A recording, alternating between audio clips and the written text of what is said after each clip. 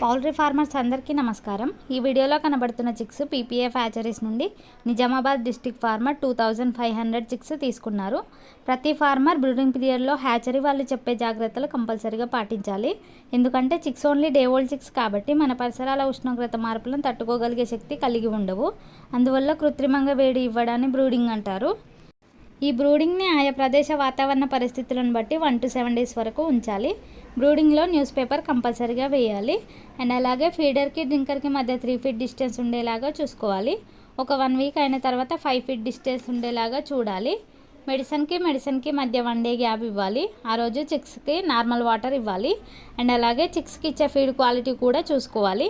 Concentrate feed తయారు చేసుకునే వారికి మా కంపెనీలో పౌల్ట్రీ మేజ్ లభిస్తుంది. అండ్ అలాగే మా కంపెనీలో CP, Vimala, Suguna and Jaffa companies feed కూడా అవైలబుల్ ఉంటుంది. ఇంకా మన కంపెనీలో పౌల్ట్రీ ఎక్విప్మెంట్స్ అండ్ బాయిలర్ బీడ్కి సంబంధించిన మెడిసిన్స్ అండ్ వ్యాక్సిన్స్ కూడా లభిస్తాయి. పౌల్ట్రీ ఫార్మర్స్కి ఎవరికైనా వెన్కప్ 435 బాయిలర్ చిక్స్ కావాలనుకుంటే ఈ నెంబర్కి కాల్ చేయండి.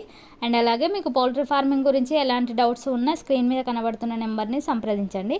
మా పీపీఎఫ్ హ్యాచరీస్ టీమ్ మీకు గైడెన్స్ ఇస్తారు. మీరు ఎప్పుడు మమ్మల్ని ఇలాగే సపోర్ట్ చేయండి.